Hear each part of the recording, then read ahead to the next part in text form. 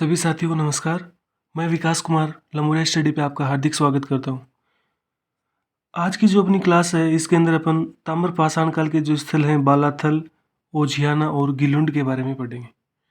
पिछली क्लास में अपन ने किया था आहट सभ्यता वो, और मैं मान रहा हूँ कि आपने वो ट्रिक याद कर ली होगी, आपको याद हो गई होगी आहट सभ्यता। आज पढ़ेंगे बालाथल। तो सबसे पहले तो देखिए कि बालाथल जो सभ्यता है वो ताम्र पाषाण काल से संबंधित है और बेड़च नदी के किनारे इस सभ्यता का विकास हुआ बालाथल का।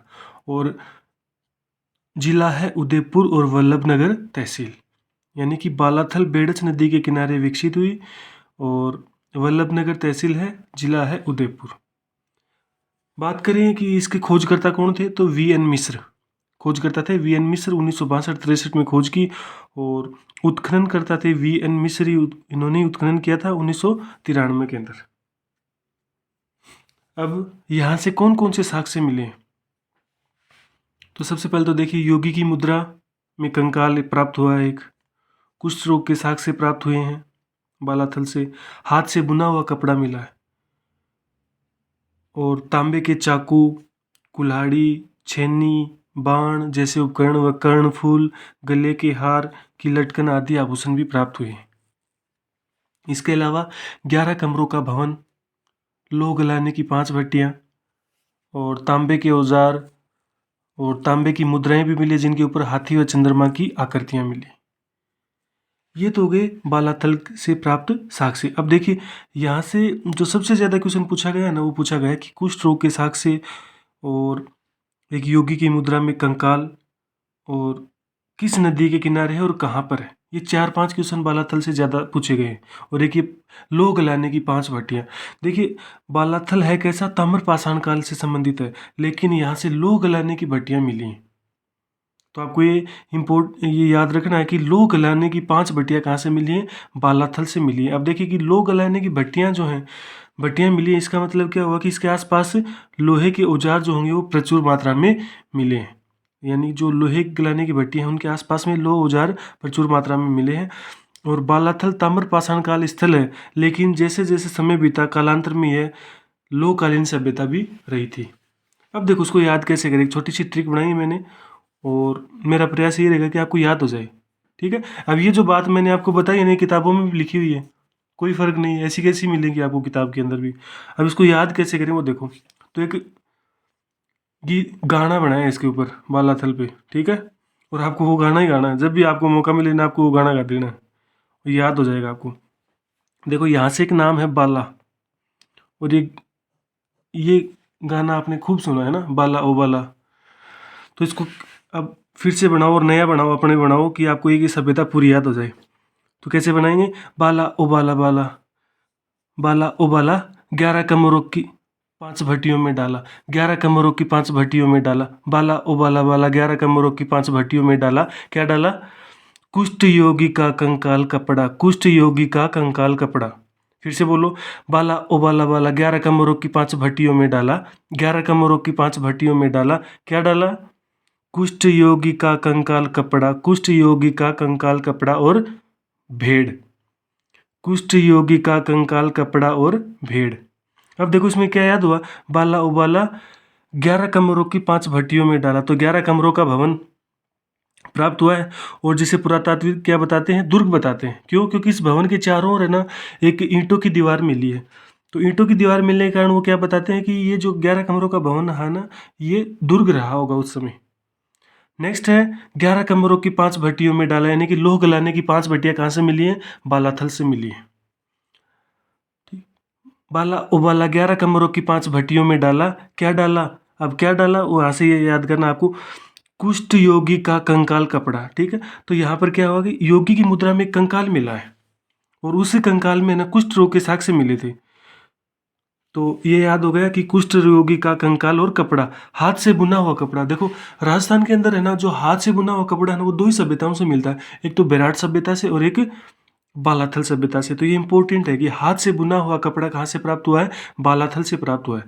तो क्या क्या था कि कुष्ठ योगी का कंकाल कपड़ा और भेड़, भेड़ का मतलब बेड़च, तो बालाथल कौन सी नदी के किनारे है? बेड़च नदी के किनारे है। और किसने डाला? लास्ट में ऐसे याद कर लो, किसने डाला? उदय ने डाला। किसने डाला? उदय ने डाला। फिर से बोलो, बाला ओ बाला 11 कमरों की 5 भट्टियों में डाला, क्या डाला? कुष्ठ योगी का कंकाल कपड़ा, कुष्ठ योगी का कंकाल कपड़ा और भेड़। किसने डाला? किसने डाला? उदय ने डाला। उदय ने डाला, याद हो जाएगा, ठीक है। बाला ओ बाला 11 कमरों की 5 भट्टियों में डाला, कुष्ठ योगी का कंकाल कपड़ा, कुष्ठ योगी का कंकाल कपड़ा और भेड़। किसने डाला? किसने डाला? उदय ने डाला। उदय ने डाला। अब देखो, खोजकर्ता को आपको पहले ही याद करवा चुका था मैं पिछली क्लास में कि बाबा का मिश्रण यानी बागोर और बालाथल, इन दोनों के जो खोजकर्ता हैं वो कौन है? वी.एन. मिश्र या वीरेंद्र नाथ मिश्र। वी.एन. मिश्र या वीरेंद्र नाथ मिश्र। बाबा का मिश्रण, बा से बालाथल, बा से बागोर, दोनों के जो खोजकर्ता हैं वो कौन है? वी.एन. मिश्र है। प्रश्न देखो, ज़्यादा या तो खोजकर्ता से पूछेगा या पूछेगा कि बालाथल किस जिले में है, किस नदी के किनारे। ज़्यादा संभावना होती है नदी के किनारे और किस जिले में। फिर इसके जो साक्ष्य हैं वो, तो साक्ष्य में आपको याद होगा कि कुष्ठ रोग के साक्ष्य, योगी की मुद्रा में कंकाल और हाथ से बुना हुआ कपड़ा। अब देखिए, जैसे इसमें तांबे के चाकू, कुल्हाड़ी, छेनी, बाण, जो तांबे के औजार हैं, ये तो देखिए जो ताम्र पाषाण काल की जो भी संस्कृतियाँ हैं, जो भी सभ्यताएं हैं, वहाँ से लगभग देखने को मिलेंगे आपको। लेकिन जो डिफरेंट है, जो अलग है, क्वेश्चन वहीं से पुट होता है। तो ये तो हो गया बालाथल। अब देखो आगे है ताम्र पाषाण काल का अगला स्थल है ओझियाना। और ओझियाना कहाँ पर है? भीलवाड़ा के अंदर। कहाँ पर है? भीलवाड़ा में है और पहाड़ी क्षेत्र में स्थित है। देखिए, जैसे जो अभी बालाथल पढ़ा आपने, बालाथल कहाँ पर था? बेड़च नदी के किनारे था। और भी जो भी सभ्यताएं, जैसे आहड़ पढ़ा, वो आयड़ नदी के किनारे थी। और लेकिन ओझियाना जो है वो कहाँ पर स्थित है? पहाड़ी क्षेत्र में स्थित है। और है कहाँ पर? भीलवाड़ा में। अब यहाँ से देखिए क्या क्या मिला है। गाय व वृषभ की मरण मूर्तियाँ मिली हैं जिन पर सफ़ेद रंग की डिजाइन है। ओझियाना से गाय व वृषभ की मरण मूर्तियाँ मिली हैं जिन पर सफ़ेद रंग की डिजाइन है। उसके अलावा कार्नेलियन, फेयोन्स तथा पत्थर के मनके और शंख मिले हैं। उसके अलावा ताम्र आभूषण मिले हैं, जैसे चूड़ियाँ मिली हैं ओझियाना से। खोज व उत्खनन, तो ओझियाना की जो खोज और उत्खनन है वो 1999 से लेकर 2000 के बीच में बी.आर. मीणा के नेतृत्व में किया गया। ओझियाना ताम्र पाषाणिक स्थल है जो आहड़ बनास संस्कृति का हिस्सा है। ओझियाना ताम्र पाषाण काल स्थल है जो आहड़ बनास संस्कृति का ही क्या है? एक हिस्सा है। कहाँ पर? ओझियाना, भीलवाड़ा में। ओझियाना कहाँ पर है? भीलवाड़ा में है, पहाड़ी क्षेत्र में स्थित है। ताम्र आभूषण मिले हैं, चूड़ियाँ मिली हैं। अब यहाँ से जो इम्पोर्टेंट जो क्वेश्चन बन रहे हैं ना, एक तो सीधा सा प्रश्न पूछता है यहाँ से, तो ओझियाना कहाँ पर है? भीलवाड़ा में है। एक तो ये, और दूसरा जो प्रश्न पूछा जाता है वो ये है कि गाय व वृषभ की मरण मूर्तियां जिन पर सफेद रंग की डिजाइन है वो कहाँ से मिली है? ओझियाना से मिला है। और वो गीत है ना, वो आपके दिमाग में चलना चाहिए हमेशा। जब भी आपको कोई भी है ना गाना गाने का मन करे ना, तो यही गाना गाना आपको। बाला ओ बाला 11 कमरों की 5 भट्टियों में डाला, क्या डाला? योगी कंकाल का, कुष्ठ योगी का कंकाल कपड़ा, कुष्ठ योगी का कंकाल कपड़ा और भेड़। और किसने डाला? उदय ने डाला। अब देखो अगला जो है ताम्र पाषाणकालीन जो स्थल है वो है गिलुंड। कहाँ पर है? राजसमंद में है। और कौन सी नदी के किनारे है? बनास नदी के किनारे सभ्यता का विकास हुआ, गिलुंड सभ्यता का। ये भी ताम्र पाषाण काल से संबंधित है। अब देखो यहाँ से क्या मिला है, एक तो पक्की हुई ईंटों के घर मिले हैं, ठीक है, पक्की हुई मिट्टी के ईंटों के घर मिले हैं। 5 प्रकार के मृद भांड मिले जिनमें सादे हैं, काले हैं, पोलिसदार हैं, भूरे, लाल व काले चित्रित मृद भांड है। उसके अलावा खोजकर्ता कौन है इसके? बी.बी. लाल है। 1957-58 में खोज की। और जो उत्खनन था वो किसने किया था? ग्रेगरी पोसल व वी.एस. शिंदे ने। गिलुंड सभ्यता, यह सभ्यता 2 टीलों के ऊपर मिली है जिन्हें स्थानीय भाषा में क्या कहा जाता है? मोडियामगरी कहते हैं। यानी कि जहाँ इसका उत्खनन हुआ था तो यह 2 टीलों के ऊपर मिली है जिन्हें क्या कहते थे? स्थानीय भाषा में मोडियामगरी कहते हैं। गिलुंड से ताम्र निर्मित उपकरण मिले हैं, अस्त्र मिले हैं, मिट्टी के खिलौने जैसे हाथी, ऊँट, कुत्ता आदि की खिलौने मिले मिट्टी के। उसके अलावा हाथी दांत की सामग्री, चूड़ियाँ भी प्राप्त हुई है। और आहड़ से हटकर मृत भांडों पर ज्यामितीय अलंकरण के अलावा प्राकृतिक चित्रण भी हुआ है गिलुंड में। यानी कि यहाँ से जो मृत भांड प्राप्त हुए हैं इनके ऊपर प्राकृतिक चित्रण भी हुआ है। अब देखो उसको कैसे याद करें। कि गिलुंड सभ्यता कहाँ पर, यहाँ से जो इम्पोर्टेंट क्वेश्चन बनता है वही बनता है कि गिलुंड सभ्यता किस नदी के किनारे है और कौन से जिले में है। मुख्यतः तो यही बनता है और यहीं से क्वेश्चन पूछे जाते हैं। तो आपको ये याद रखना, जैसे कैसे याद करें, जैसे गिल्लू यानी गीली, एक बार अपने दिमाग में रखो कि गीली, ठीक है, गीली मिट्टी है, गीली मिट्टी है, किस कौन से कलर की है, ग्रे और लाल कलर की है, गीली मिट्टी है ग्रे और लाल कलर की है, ठीक है।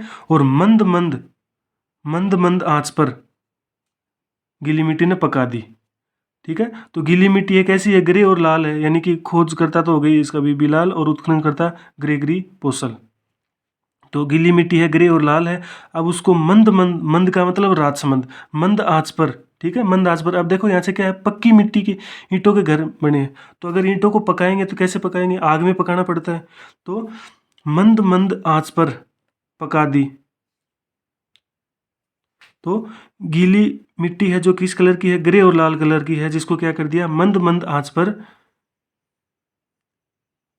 ईंटों के रूप में बना दिया, ईंटों के रूप में बना दिया, ईंटों के रूप में बना दिया, मंद मंद आंच पर पकाकर ईंटों के रूप में बना दिया। तो देखो, ईंट पकाकर ईंटों के रूप में बना दिया का मतलब क्या हुआ, बना यानी बनास नदी। तो गिलुंड जो सभ्यता है वो किस नदी के किनारे विकसित हुई, बनास नदी के किनारे विकसित हुई। और किसने बना दिया, मोडिया, मोडो जानो ना, ठीक है, आम भाषा में कहने बोलो मोडो, सब समझो है ना, मोडिया। तो देखो, गीली मिट्टी ही ग्रे और लाल कलर की, ठीक है, मंद मंद आंच पर, मंद मंद आंच पर पक्की ईंट बना दी, गीली मिट्टियों पक्की ईंट बना दी, कण मोड़िए बना दी, कण बना दी, मोड़िए बना दी। तो गीली मिट्टी लाल और ग्रे कलर की, मंद मंद आंच पर पक्की ईंट बना दी, पक्की ईंट यानी पक्की ईंटों के घर बना दी, यानी बनास नदी। किसने बना दी, मोडिया ने बना दी। किसने बना दी, मोडिया ने बना दी। यानी कि मोडिया मगरी स्थान भी कहा जाता है, किसको, गिलुंड को कहा जाता है। यानी कि जहाँ से इस सभ्यता का उत्खनन हुआ है उसको स्थानीय भाषा में क्या कहा जाता था, मोडिया मगरी कहा जाता था। अब देखो, दो प्रकार के तो आपको मर्द भांडों के नाम भी याद हो गए कि लाल और ग्रे, ठीक है। तो यहाँ से गिलुंड से क्या है, 5 प्रकार के मर्द भांड मिले हैं कि सादे भी हैं, काले भी हैं, पोलिसदार भी हैं, भूरे, लाल और काले और चित्रित मर्द भांड यहाँ से प्राप्त हुए हैं। ये हो गई आपकी ताम्रपाषाण कालीन की जो स्थल है गिलुंड। अब इसके बाद में जो अगला टॉपिक पढ़ेंगे अपन पढ़ेंगे वो गणेश्वर सभ्यता। तो अगर आपको ऐसा लग रहा है कि कुछ याद हो रहा है, ठीक है ना, तो चैनल को लाइक शेयर एंड सब्सक्राइब जरूर करें, है ना, व्हाट्सअप स्टेटस वगैरह लगा दिया करो। और देखो, ये जो इनको याद करने का जो तरीका है ना आपका, थोड़ा सा इस प्रकार से याद करो कि जैसे अभी सेकंड ग्रेड की एग्ज़ाम होने वाली है दिसंबर के अंदर, और उसके बाद में रीट की एग्ज़ाम आएगी। तो इससे पहले आप क्या करो, ये जो छोटी ट्रिक है ना, ये आपने कोई एक पेज में लिख लो या दीवार पे उसको चिपका दो। और जब भी आपको टाइम मिलता है ना, और इस प्रकार से इसको याद करो कि 1 या 2 दिन के अंदर आप उस पेपर को ना देख लो कि कौन कौन सी ट्रिक है, और उनको एक दिन में एक दो बार दोहराते रहो। और जैसे ऐसे कोई, अब जरूरी नहीं है कि मैंने बनाया वैसे ही आप कोई गीत बनाओ, गाना बनाओ, आपके मन में है ना वैसे बना लो आप, लेकिन बिना रिवीजन के कुछ नहीं होगा। रिवीजन करना पड़ेगा, बार बार उसको याद करना पड़ेगा। ओके, ठीक है। तो एक बार गीत फिर से गा लो। बाला ओ बाला बाला 11 कमरों की 5 भट्टियों में डाला, क्या डाला, योगी कुष्ठ योगी का कंकाल, कपड़ा और भेड़, भेड़ यानी बेड़च नदी, ठीक है, कुष्ठ योगी का कंकाल और भेड़, किसने डाला, किसने डाला, उदय ने डाला, उदय ने डाला। ओके, थैंक यू, जय हिंद, जय भारत।